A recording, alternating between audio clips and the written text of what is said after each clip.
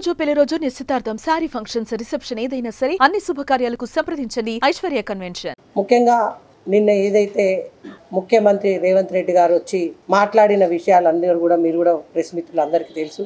రేవంత్ రెడ్డి గారు ఒక ముఖ్యమంత్రిగా అంటే తన పదవికి ఏ విధంగా గౌరవం ఉంటుందో ఆ పదవికి తగ్గట్టు మాట్లాడకుండా ఒక చిల్లర మాటలుగా ఏ విధంగా మాట్లాడిండ్రో మీరు చూసిండ్రు. ఒక ముఖ్యమంత్రి ఏ విధంగా మాట్లాడారు, ఒక చిల్లర కార్యకర్త మాట్లాడినట్టుగా ఏది పడితే అదే మాటలు. అంతకుముందు ఉన్నప్పుడు కూడా అదే విధంగా మాట్లాడిండు, ఇప్పుడు ముఖ్యమంత్రి అయిన తర్వాత కూడా అదే మాటలు. ఇలా నరేంద్ర మోడీ గారి గురించి అదే మాటలు, కిషన్ రెడ్డి గారి గురించి, ఇలా రాష్ట్ర అధ్యక్షుడు, ఇలా కేంద్ర మంత్రివర్యులు ఏ విధంగా మాట్లాడాలి? ఎంతసేపటికి కూడా ఒక గాడిద అసలు గాడిద ఏందో నాకు అర్థమవుతలేదు. గాడిద గుడ్డని పార్లమెంట్ ఎలక్షన్ల ముందు కూడా అదే మాట్లాడి గాడిద గుడ్డుని ఎత్తున పెట్టుకొని తిరిగి గాడిద గుడ్డు అని మాట్లాడి పార్లమెంట్ ఎన్నికల ముందు మాట్లాడిన మాటలు ఏం మాట్లాడిండు? ఈ ఎన్నికలు ఏదైతే పార్లమెంట్ ఎన్నికలు మాకు రెఫరెండం అని చెప్పిండు. మేము 14 సీట్లు గెలవకపోతే నేను తప్పకుండా ముఖ్యమంత్రి పదవి నుంచి తప్పుకుంటా అని మాట్లాడిండు రేవంత్ రెడ్డి గారు. ఏ విధంగా మాట్లాడిండో మీరు చూసిండు. ఇవాళ ఏంది 8 సీట్లు బీజేపీ గెలిస్తే 8 కాంగ్రెస్ పార్టీ గెలిచింది. అది అంటే ఎప్పుడు ఏది మాట్లాడతాడో అర్థం కాని మాట. ఎంతసేపటికి ఏది మాట్లాడాలన్నా ఒక ముఖ్యమంత్రి హోదాకు మాట్లాడినట్టు ఎక్కడ కూడా మాట్లాడింది లేవు. ఇలా కిషన్ రెడ్డి గారి గురించి మాట్లాడే అర్హత లేదు. ఇలా 30 సంవత్సరాల నుంచి కింది స్థాయి కార్యకర్త నుంచి పైకి వచ్చిన వ్యక్తి, ఒక సిద్ధాంతం కొరకు, ఒక సిస్టమ్ కొరకు ఇలా అజాత శత్రువు అంటారు కిషన్ రెడ్డి గారిని. ఏ రోజైనా ఈ 30 ఏళ్లలో ఒక చిల్లర మాట, ఇలా నీవు అడుగడుగుకు చిల్లర మాటలు. తెలుగుదేశంలో ఉన్నప్పుడు ఒక మాట, ఇంకో పార్టీలో ఉన్నప్పుడు ఒక మాట, ఇలా కాంగ్రెస్లోకి వచ్చినప్పుడు ఒక మాట. కిషన్ రెడ్డి గారు ఎప్పుడైనా అట్లాంటి మాటలు మాట్లాడిండా? ఎంతసేపటికి గుజరాత్కు గులాంగిరి చేస్తాడని మాట్లాడతాడు. గుజరాత్ గులాంగిరి అంటే ఇలా నరేంద్ర మోడీ గారు ప్రధానమంత్రి గారు 1000 కోట్ల రూపాయలు ఇక్కడ ప్రాంతానికి ఇచ్చి అభివృద్ధి చేసిండు. మన ప్రధానమంత్రి తప్పకుండా మేము చేయాల్సిన అవసరం ఉంటుంది. ఇలా మరి రేవంత్ రెడ్డి గారు ఎవరికి చేస్తాడు గులాంగిరి? సోనియా గాంధీ గారికి చేస్తారా? ఇటలీకి చేస్తాడా గులాంగిరి అనే మాట ఎందుకు వస్తుంది? అసలు రేవంత్ రెడ్డి గారికి అసలు ఏం మాట్లాడతాడో ఏది పోతాడో అర్థం కాని విషయం. ఇలా ఎలక్షన్ల ముందు ఏం మాట్లాడిండు? 6 గ్యారెంటీలు ఇచ్చిండు, 66 హామీలు ఇచ్చిండు. ఏ హామీ నెరవేర్చలేదు, ఏ గ్యారెంటీ లేదు. ఈ సంవత్సర కాలంగా గ్యారెంటీలు లేవు, ఏవి అమలు చేయలేదు. కానీ మళ్ళీ కొత్త మాట ఎత్తుకొని సంవత్సరం అయిపోయింది కదా. సంవత్సరం అప్పుడు ఏం చెప్పిండు? 7వ తారీఖు రోజు మేము ప్రమాణ స్వీకారం చేస్తాం, 9వ తారీఖు రోజు సోనియా గాంధీ పుట్టినరోజు ఖచ్చితంగా రైతులకు రుణమాఫీ చేస్తామన్నాడు. ఏమైంది రుణమాఫీ? ఎక్కడ రుణమాఫీ అయింది? ఎక్కడ అభివృద్ధి చేయాలి? వరంగల్లో వచ్చి విజయోత్సవాలు చేస్తున్నావు కదా, మరి దేనికోసం విజయోత్సవాలు చేస్తున్నావు? ఈ సంవత్సర కాలంలో ఏమి అభివృద్ధి చేసినావు? తీసుకొచ్చినాము, ఈ 6 గ్యారెంటీలు అమలు చేసినాము, ఈ 66 హామీలు చేసినాము, రైతులకు ఇది చేసినాము, ఇలా యువతకి ఇది చేసినాము, నిరుద్యోగులకు ఇది చేసినాము, మహిళ ఏం చేసిండని నేను అడుగుతున్నా. ఇలా పెన్షన్లు వేస్తున్నావు, పెన్షన్లు ఏవి? యువతకు ఉద్యోగాలు ఏవి? ఎంఈఓలో తీసుకొస్తున్నా, అది తీసుకొస్తున్నా. వరంగల్కి ఏం తీసుకొచ్చినావని నేను అడుగుతున్నా. ఇలా వరంగల్ అభివృద్ధి అయిందని చెప్తున్నా. ఇలా కాళోజీ కళాక్షేత్రం అయిందని దాని తుది మెరుగులు దిద్ది ఏదో అయినట్టు చెప్తున్నావు. ఏదో అయిందని చెప్పి తీసుకొచ్చి అక్కడ ఓపెనింగ్ ఓకే స్వాగతిస్తున్నాం. అదే కాళోజీ కళాక్షేత్రం మీదకి ఎక్కితే కొద్ది దూరంలో పేదలకు ఉపయోగపడే డబుల్ బెడ్రూమ్లు ఉన్నాయి. మరి ఎందుకు పేదవాళ్ళకి ఇప్పటివరకు ఎందుకు ఇవ్వలేదు సంవత్సర కాలంగా నేను అడుగుతా ఉన్నా. ఇలా ఎక్కడ అభివృద్ధి అనేది ఏంది? ఇలా వరంగల్ పట్టణంలో ఎక్కడ అభివృద్ధి జరిగినా, ఏ అభివృద్ధి జరిగినా ఇలా కేంద్ర ప్రభుత్వం నరేంద్ర మోడీ నిధుల ద్వారానే జరిగింది తప్పితే ఏ ఒక్క అభివృద్ధి జరిగిందో ఒకటి శ్వేతపత్రం విడుదల చేయమని నేను అడుగుతా ఉన్నా. ఏమన్నంటే 9 బ్రిడ్జ్ అంటారు, స్మార్ట్ సిటీ నిధుల కింద వచ్చిన నిధులను పెట్టి 8 కోట్లు వచ్చినట్టు గవి రిలీజ్ చేసిన అంటాడు. అబద్ధాలు, మాటకొక అబద్ధం పూటకొక అబద్ధం చెప్పి పూట గడుపుకోవడం తప్పితే ఏం లేదు. ఎలక్షన్ల ముందు ఒక అబద్ధంగా ఆడి ఇప్పటిదాకా నడిచింది. మళ్ళీ ఇప్పుడు కొన్ని అబద్ధాలు ఆడి ఇది చేస్తున్నా, ఈ జీవో తీసుకొచ్చినా, జీవోలు తీసుకొచ్చినా ఎన్నో కాలగర్భంలో గడిచిపోయినాయి. ఏం చేస్తాడో చూస్తాం, కనబడుతుంది కదా. మేము కూడా స్వాగతిస్తున్నాం, అభివృద్ధి చేయడానికి ఏమి ఆటంకం చేస్తలేం. ఇలా ఏదైతే మేము ఇలా అభివృద్ధి చేసిన పనులు ఏమేమి ఉన్నాయో మీకు అందరికీ తెలుసు. ఇలా నరేంద్ర మోడీ గారిని తీసుకొచ్చి అదే అప్పుడు ఉన్న రాష్ట్ర అధ్యక్షులు బండి సంజయ్ కుమార్ గారు, అదే ఇప్పుడు కిషన్ రెడ్డి గారు నరేంద్ర మోడీ గారిని తీసుకొచ్చి coach factory, wagon manufacturing unit తీసుకొచ్చినాం ఇక్కడికి. మీ చరిత్ర, మీరు ఇక్కడికి వచ్చిన కోచ్ ఫ్యాక్టరీని పంజాబ్కు తరలిచ్చిన చరిత్ర మీది. ఇలా మేము మాట ప్రకారం ఏమి మాట ఇవ్వకపోయినా ఇలా వ్యాగన్ మ్యానుఫ్యాక్చరింగ్ యూనిట్ తీసుకొచ్చినాం. అదేవిధంగా కోచ్ ఫ్యాక్టరీకి కూడా దాన్ని అనుమతులు తీసుకొచ్చినాం. ఇలా అదేవిధంగా 1000 స్తంభాల గుడి మీరు ఉన్నప్పుడు కూలగొట్టి కుప్పలు చేసిపోయిన దాన్ని 20 సంవత్సరాల నుంచి కుప్పలు ఉన్నదాన్ని 15 కోట్ల రూపాయలు పెట్టి పునరుద్ధరణ చేసి 1000 స్తంభాల గుడి పునరుద్ధరణ చేసినాం. ఇలా సూపర్ స్పెషాలిటీ హాస్పిటల్ తీసుకొచ్చినాం. రామప్ప యునెస్కోకి తీసుకొచ్చిండు కిషన్ రెడ్డి గారు. గిరిజన యూనివర్సిటీ తీసుకొచ్చినాం. ఇలా స్మార్ట్ సిటీ నిధుల కింద ఇలా జంక్షన్స్ కానీ, రోడ్స్ కానీ, సెంటర్ లైటింగ్ కానీ, ఇలా ఎక్కడ అభివృద్ధి జరిగిన స్మార్ట్ సిటీ నిధులు, హెరిటేజ్ నిధులు ఇలా మా ప్రభుత్వం తీసుకొచ్చిన మా ప్రభుత్వం మేము ఇక్కడ అధికారంలో లేకపోయినా ఈడ అప్పుడు మాకు ఒక ఎంపీ గెలవకపోయినా ఎవరు గెలవకపోయినా ఈ ప్రాంత అభివృద్ధి కొరకు కట్టుబడి పనిచేసినాం మేము. మీ చరిత్ర ఇక్కడికి వచ్చినాయండి తరలించుకున్నాడు. ఇలా రైల్వే స్టేషన్లు చూస్తే ఇలా వరంగల్ రైల్వే స్టేషన్ చూస్తే ఒక ఎయిర్పోర్ట్ మాదిరిగా, ఇలా కాజీపేట రైల్వే స్టేషన్ చూస్తే ఇలా 25 కోట్ల రూపాయలు ఇచ్చి వాటిని పునరుద్ధరణ. మరి మీరు చేసింది ఏందో ఈ సంవత్సర కాలంగా చెప్పండి. పాతగా అయిన వాటిని కొద్దిగా మెరుగులు దిద్దేసి మేము చేసినామని చెప్పుడు తప్పితే ఇంకా పేదవాళ్ళకు వచ్చిన డబుల్ బెడ్రూమ్లు ఎందుకు వేయలేదని నేను అడుగుతున్నాను. ఒక్కసారి రేవంత్ రెడ్డి గారు మాట్లాడేటప్పుడు కిషన్ రెడ్డి గారి మాట ఇంకొకసారి అట్లాంటి మాటలు మాట్లాడినామంటే ఊరుకునేది లేదు.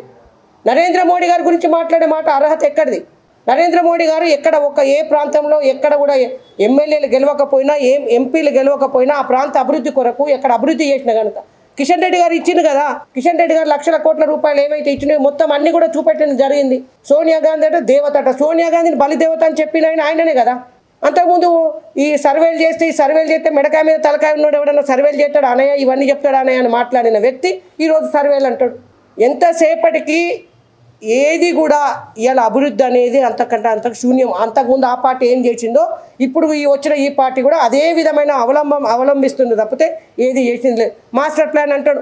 మాస్టర్ ప్లాన్ వచ్చిన కాడి నుంచి 1 year నుంచి ఎందుకు ఇంప్లిమెంట్ చేయలేదు? అదే 41 వరకే కదా ఇప్పుడు కూడా ఉన్నది. ఏదైతే ఉన్నదో వాళ్ళు మాస్టర్ ప్లాన్ తయారు చేసింది ఏదైతే ఉన్నదో కొత్త సీసాల పాత సారస పోసినట్టు చేసింది తప్పితే ఏది కూడా కొత్తది ఏం చేసింది లేదు. ఇలా వరంగల్ మహానగరం అభివృద్ధి మాత్రం ఇలా స్మార్ట్ సిటీ 1000 కోట్లు అమృత్ సిటీ కింద ఇట్లా అన్ని నిధులు వచ్చిన వాటితోనే అభివృద్ధి జరిగింది. ఇలా కిషన్ రెడ్డి గారిని మాట్లాడే అర్హత ఇంకొకసారి అట్లాంటి మాటలు నరేంద్ర మోడీ గారి గురించి కానీ కిషన్ రెడ్డి గారి గురించి కానీ మాట్లాడితే నాలుకలు చీరుస్తాం. ఇప్పటి నుంచి ఊరుకునే ముచ్చట్లేదు.